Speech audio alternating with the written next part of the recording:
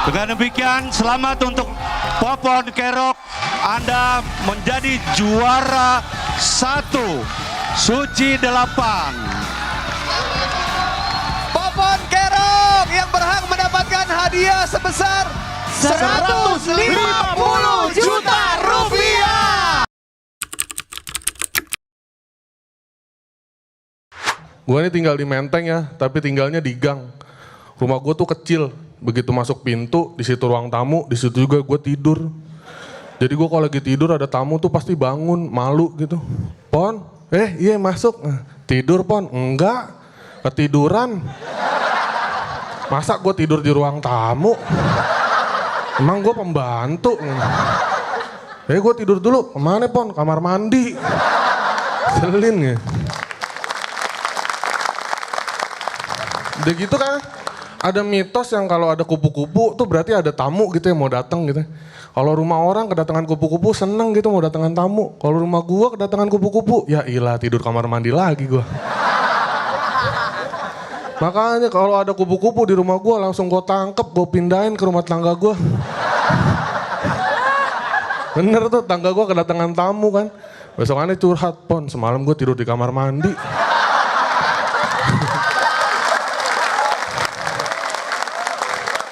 Ada tamu, gue gak kenal, kayak yang sering ke rumah lu gitu.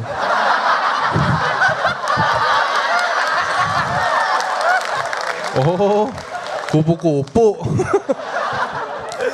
Udah gitu gue suka ngiri ya kalau main ke rumah temen gue yang di rumahnya dia punya kamar gitu. Pas gue main sama emaknya, ayo Pon masuk, langsung aja ke kamar istirahat. Kalau di rumah gue ada teman main sama emak gue, ayo masuk, langsung aja istirahat di tempat. Geseran dikit biar muat banyak. Sama lencang kanan biar rapi.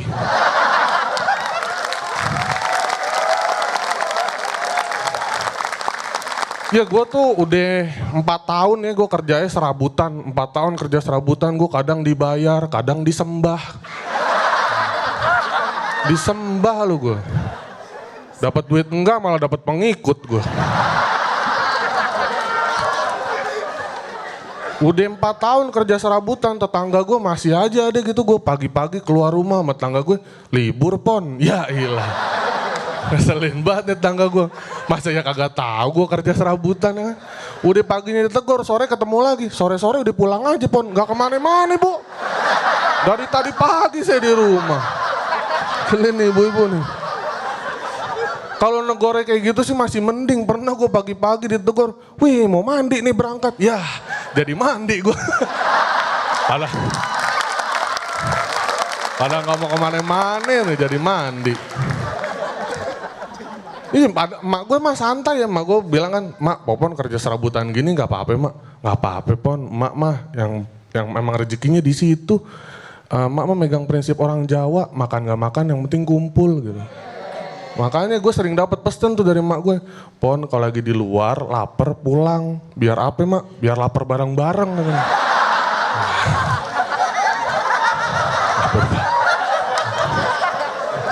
Iya mak, ntar Popon temenin laparnya ya, kita bisa lewatin lapar ini bersama.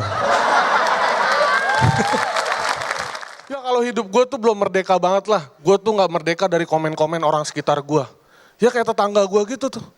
Gue bilang, gue ngaku gue stand up komedian sama tangga gue, stand up nganggur aja lo katanya. Udah yang nganggur kagak pernah masuk TV lagi katanya. Iya tapi sekarang gue udah masuk TV, gue udah lepas dari komen tetangga gue ya kan. Sekarang malah kena komentar netizen di YouTube. Mana pedas-pedas bener nih. Ada yang komen gini, stand up sendiri, ketawa sendiri, goblok. Atau... Allah. Salah gue apa dikatain goblok tuh. Baca komen itu gue jadi kangen komen tetangga gue bener. Mendingan dia gitu, gue tanya kan, Bu kok sekarang gak pernah komenin saya lagi gitu. Lah kan udah di YouTube kata dia. Itu.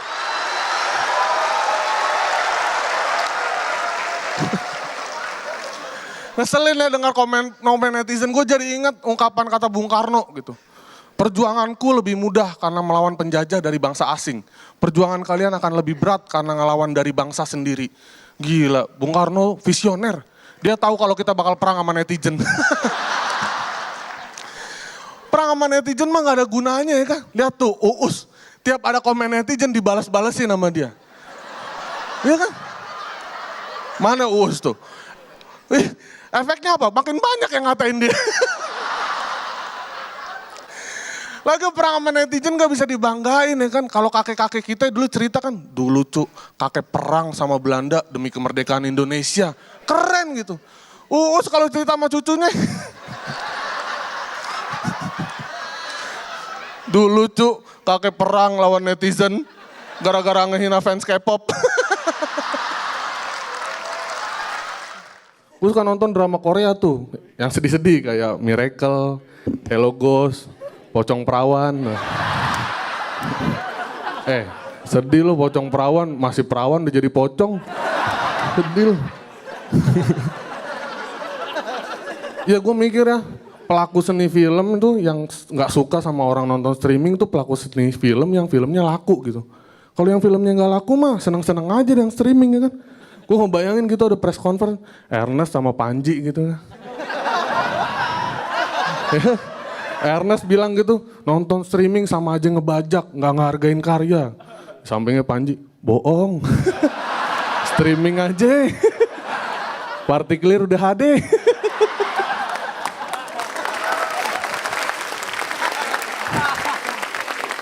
Kalau dari semua genre film ya gue tuh paling takut sama film horor.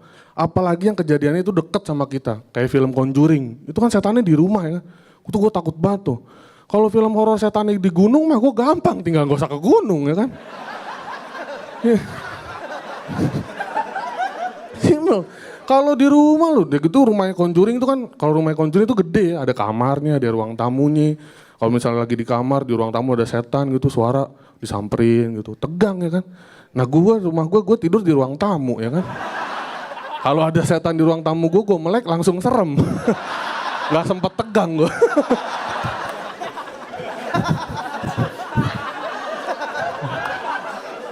Menurut gue ya film horor tuh serem bukan karena setannya gitu. Karena pemainnya pada penasaran tuh. Ya kan kayak gitu tuh ada suara disamperin ketemu setannya jadi serem ya kan.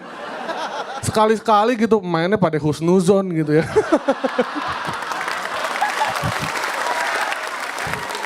Pada husnuzon gitu, jadi ada lagi di kamar gitu ada suara, paling tikus. Suara lagi kan, kretek, biarin aja gitu. Paling setannya bete kan. Males kalau syutingnya gini. Dikasih tahu dong tuh. Orang bilang film horor Indonesia, menurut gue film horor Indonesia tuh harus banyak belajar sama film horor Thailand ya kan. Karena film horor Thailand tuh udah sampai di remake sama Hollywood gitu. Kayak film Shutter gitu. Ntar kan misalnya kalau itu keren juga Indonesia filmnya di remake sama Hollywood. Tadi New York ada tuh film Pocong Perawan ya kan. Ntar bule bingung nih, apa nih Pocong Perawan nih? Ada yang jelasin, Pocong Virgin. Oh Virgin. Blue Film. Bintang BT ini senior gue deh. Dia idola gue di stand up. Gue ikut stand up aja gara-gara nonton dia gitu. Sekarang gue bisa satu kompetisi sama dia, bersaing sama gue. Itu dia sebuah kebanggaan gitu buat gue. Tadinya. Setelah dia tampil gak lucu gitu, biasa aja gue.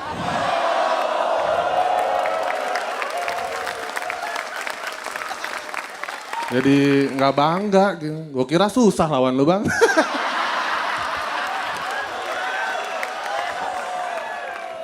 Bintang BT, dia ikut Suci 8 tuh karena karirnya udah mulai turun, udah mulai meredup. Itu gara-gara dia sendiri gitu. Dia kalau main film maunya nongolnya dikit, dialognya dikit, scene-nya dikit. Ya. Lama-lama turun sendiri.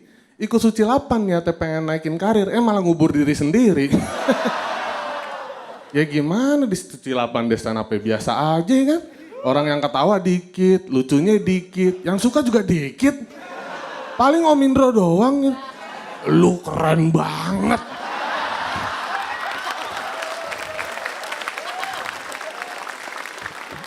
Lu keluar dari zona nyaman. Lu tenang. Penonton tenang.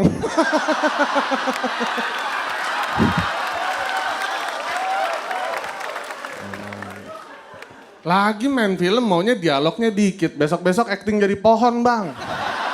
Gak ada dialognya. Paling goyang-goyang doang ketiup angin. Ame rubuk sambar petir. Berikutnya Oki Rengga. Oki Rengga nih bisa sampai 5 besar gini modalnya cuma nothing tulus. Dia modal nothing tulus benar. Dia mikirnya lanjut syukur, nggak lanjut ya udah.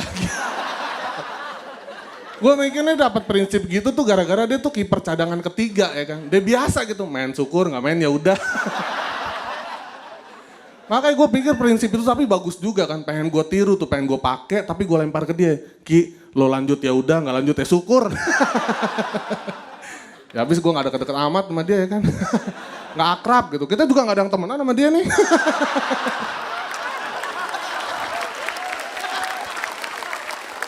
Ini sekarang 5 besar, berasanya 4 besar. Satu lagi siapa ya?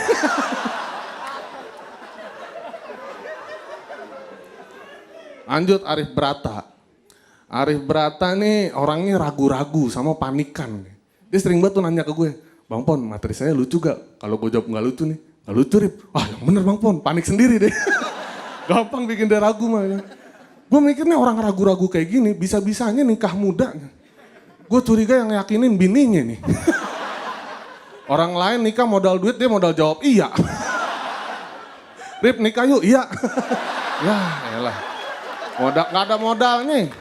Udah gak ada modalnya, bisa-bisanya berani-berani ngundang gue, Bang Bintang sama teman-teman Komtung TV buat kondangan ke Makassar.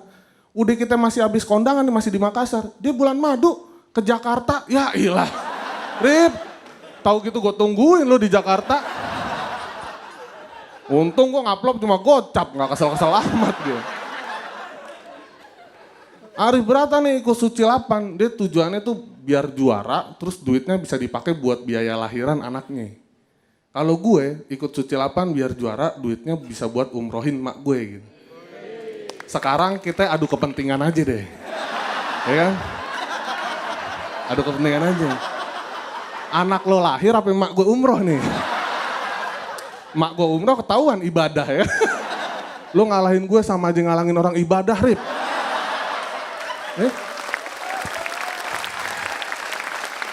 Dosa lu. Arif Brata nih stand up nih suka ngikutin Mama Dede kan, suka impersonate Mama Dede. Nih kalau soal ini gue tanyain ke Mama Dede kan, Mah curhat dong, iya dong gitu.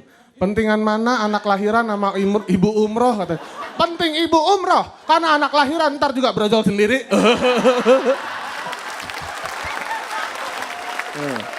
Dengerin Rip kata Mama Dede, ya, jangan nakal. Terakhir nih, Vianita. Ya kering lu Vi. Nggak serius. Gue respect sama Vianita. Vianita ini komik yang jarang gitu. Jarang lucunya.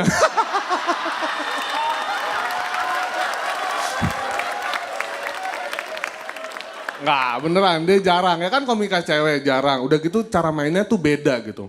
Makanya tuh gue pengen banget berharap nih bisa sampai grand final bareng dia gitu. Biar gue juaranya gampang. Ya ini mumpung lagi roasting lah ya, sebenarnya gue udah pendem ini lama gitu. Terus gue udah pendem ini lama, gue pengen ngomong gitu ke Vianita gitu. Terus nih gue ada yang pengen gue omongin ke Vianita. Vi, ketek lu bau. Serius keteknya bau kayak abang-abang. Nih anak-anak juga pada setuju nih. Gak usah anak-anak, kru Kompas pada setuju semua. Ini mah gue ngomong gini karena gue doang yang berani ngomong ya kan. Ini aspirasi orang banyak lah. Pertama kali gue nyadarin tuh karantina 9 besar. Dia baru sampai kan naik kereta ke Jakarta. Pas di Kompas gue naruh tas deketan sama dia tuh. Set, wah kecium tuh bau asinan Juhi itu. Kecium ya kan. Gak sengaja deket situ ada Fedro juga ya kan. Gue pikir masa iya Vianita bau ketek.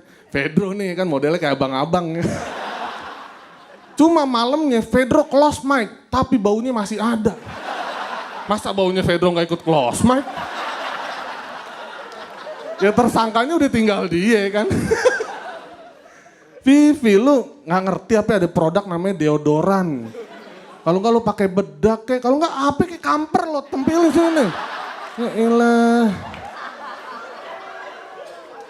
Lu tahu yang paling banget pengen Vianita close mic siapa? Bukan kita berempat.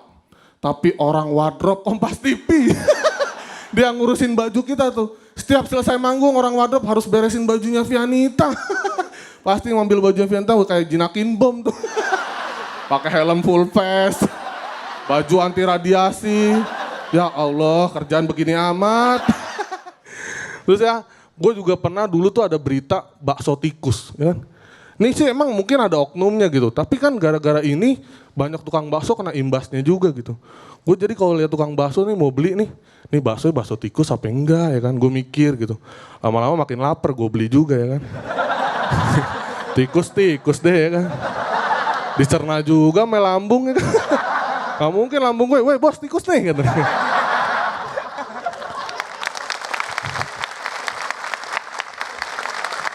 Iya, bakso tikus ya di rumah gue nggak tahu nih antara berita bener apa hoax nggak jelas gitu. Karena di rumah gue ada 3 tukang bakso deket-deketan. Di sebelah kiri, depan, kanan, deket-deketan. Baksonya enak lagi. Kebetulan di rumah gue banyak tikus ya kan. Apa gue minta aja resepnya. Atau kalau gue beli bakso buat tikus sendiri. Iya, gue pikir ya hoax bakso tikus nih, berita hoax bakso tikus heboh karena di Jakarta ya kan. Coba di Manado tuh orang makan tikus sawah, tikus hutan. Di sono mah bakso tikus gak jadi heboh ya kan. Di sono heboh kalau ada bakso sapi. Jangan makan di sono, tahu itu baksonya bakso sapi kan. Masa sih kemarin gue makan ada rasa tikus-tikusnya.